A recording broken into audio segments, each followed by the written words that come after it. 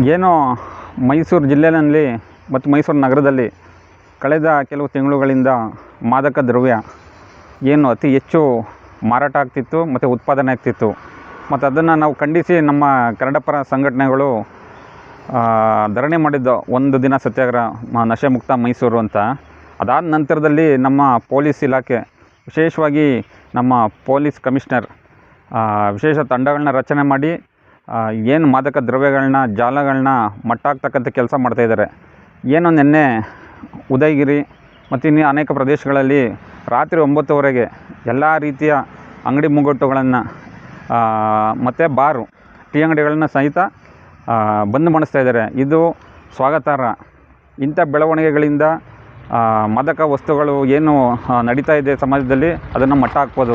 ಮತ್ತು ಆಗ್ತಕ್ಕಂಥ ಗಲಭೆಗಳು, ಸಮಾಜದಲ್ಲಿ ಅಶಾಂತಿ ಉಂಟಾಗ್ತಿತ್ತು ಅಂಥ ಪ್ರದೇಶಗಳಲ್ಲಿ, ಅದು ಕೂಡ ನಿಯಂತ್ರಣ ಆಗುತ್ತೆ. ವಿಶೇಷವಾಗಿ ಕನ್ನಡ ಕ್ರಾಂತಿದಳ ಸಂಘಟನೆಯಿಂದ ನಮ್ಮ ಮೈಸೂರು ಪೊಲೀಸ್ ಇಲಾಖೆಗೆ ಧನ್ಯವಾದಗಳನ್ನ ತಿಳಿಸ್ತಾ ಇದ್ದೀವಿ. ನೋಡಿ, ಇವತ್ತು ಕೂಡ ನಾನು ಈಗ ಮೊಬೈಲಲ್ಲಿ ನೋಡಿದೆ, ನಮ್ಮ ಸ್ನೇಹಿತರು ಹೇಳಿದ್ರು, ಏನು ಬೆಂಗಳೂರಿನಿಂದ i20 ಕಾರಲ್ಲಿ ಮಾದಕ ವಸ್ತುಗಳನ್ನ ಮೈಸೂರಿಗೆ ತರ್ತಾಯಿದ್ರು. ಅದನ್ನು ಕೂಡ ನಮ್ಮ CCB ಇಲಾಖೆಯ ಅಧಿಕಾರಿಗಳು ವಶಪಡಿಸಿಕೊಂಡು ಅವ್ರನ್ನೆಲ್ಲ ಬಂಧನ ಮಾಡಿದ್ದಾರೆ. ಏನು ಹೆಚ್ಚಾಗಿ ಬೇರೆ ಬೇರೆ ರಾಜ್ಯಗಳಿಂದ ನಮ್ಮ ಮೈಸೂರಿಗೆ ಇಂಥ ಮಾದಕ ವಸ್ತುಗಳನ್ನ ತರ್ತಾಯಿದ್ದಾರೆ. ಅದರಿಂದ ನಮ್ಮ ಸಂಸ್ಕೃತ ನಗರಿಗೆ ಕೆಟ್ಟ ಹೆಸರು ಬರ್ತಾಯಿದೆ. ಈ ಡ್ರಗ್ಸ್, ಮಾದಕ ವಸ್ತುಗಳು ಇದು ಎಲ್ಲ ಕಾಲದಲ್ಲೂ ಇಂಥ ಘಟನೆಗಳು ನಡೀತಾ ಇತ್ತು.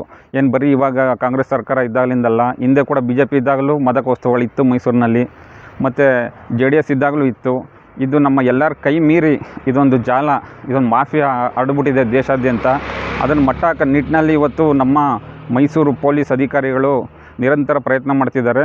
ನಮಗೆಲ್ಲ ಒಂದು ಕಡೆ ವಿಶ್ವಾಸ ಇದೆ, ನಮ್ಮ ಪೊಲೀಸ್ ಅಧಿಕಾರಿಗಳು ಇದನ್ನು ಬೇರೆ ಸಮೇತ ಕಿತ್ತಾಕ್ತಾರೆ ಮುಂದಿನ ದಿನಗಳಲ್ಲಿ. ಎಚ್ಚರಿಕೆಯಿಂದ ಇರಬೇಕು. ಯಾರು ಯುವಕರನ್ನ ತಪ್ಪು ದಾರಿಗೆ ಸೆಳೀತಾ ಇದ್ದೀರಾ, ಮಾದಕ ವಸ್ತುಗಳನ್ನ ಅಡಿಕ್ಟ್ ಮಾಡ್ತಾಯಿದ್ದೀರಾ, ಅಂಥವ್ರನ್ನ ಯಾವುದೇ ಕಾರಣಕ್ಕೂ ನಮ್ಮ ಪೊಲೀಸ್ ಇಲಾಖೆ ಬಿಡಲ್ಲ. ನಾವು ಸರ್ಕಾರದ ಜೊತೆ, ನಮ್ಮ ಮೈಸೂರು ಪೊಲೀಸವ್ರ ಜೊತೆ, ಕನ್ನಡ ಹೋರಾಟಗಾರರು ಯಾವುದೇ ಸಮಯದಲ್ಲಿ ನಿಮ್ಮ ಜೊತೆ ಇರ್ತೀವಿ ಅಂತ ಈ ಮುಖಾಂತರ ತಿಳಿಸ್ತಾ ಇದ್ವಿ. ಹೇಳ್ದಂಗೆ ಇದು ಅನೇಕ ವರ್ಷಗಳಿಂದ ಈ ಜಾಲ ನಿರಂತರವಾಗಿ ಹಬ್ಬಿಟ್ಟಿದೆ. ಈಗ ಅತಿ ಹೆಚ್ಚಾಗ್ತಾಯಿತ್ತು.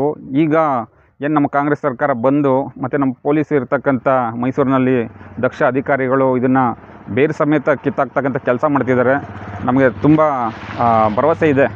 ನೋಡಿ, ಇದು ಮುಖ್ಯಮಂತ್ರಿ ತವರು ಜಿಲ್ಲೆ ನಿಜ, ಆದರೆ ಈ ಮಾಫಿಯಾದವ್ರಿಗೆ ಅದು ಯಾವುದು ಬೇಕಾಗಿಲ್ಲ. ಅವ್ರಿಗೇನು, ಅವರು ದಾರಿ ತಪ್ಪಿಸ್ಬೇಕು, ದುಡ್ಡು ಮಾಡ್ಕೊಬೇಕು, ಸಮಾಜದಲ್ಲಿ ಅಶಾಂತಿ ಉಂಟು ಮಾಡಬೇಕು, ಯುವಕರುಗಳನ್ನ ಹಾಳು ಮಾಡಬೇಕು ಅನ್ನೋ ಕಲ್ಪನೆ ಅವರಲ್ಲಿ ಇರೋದ್ರಿಂದ ಇದ್ಯಾವುದು ಮುಖ್ಯಮಂತ್ರಿ ಜಿಲ್ಲೆ ಆಗಲಿ, ಕರ್ನಾಟಕ ರಾಜ್ಯ ಆಗಲಿ, ಇಲ್ಲ ಮುಂಬೈ ಆಗಲಿ ಅಂಥದ್ದು ಅವ್ರ ಗಮನಕ್ಕೆ ಬರೋದಿಲ್ಲ. ಅವ್ರಿಗೇನು ದುಡ್ಡು ಮಾಡಬೇಕು, ಸಮಾಜದಲ್ಲಿ ಅಶಾಂತಿ ಉಂಟು ಮಾಡಬೇಕು, ಯುವಕರನ್ನ ದಾರಿ ತಪ್ಪಿಸ್ಬೇಕು, ಅದೇ ಅವ್ರ ಕೆಲಸ. ಮೈಸೂರು ನಗರ ಪೊಲೀಸ್ ಕಮಿಷನರ್ ಅವರಿಗೆ ಅಭಿನಂದನೆ ಸಲ್ಲಿಸ್ತಾ ಇದ್ದೀನಿ.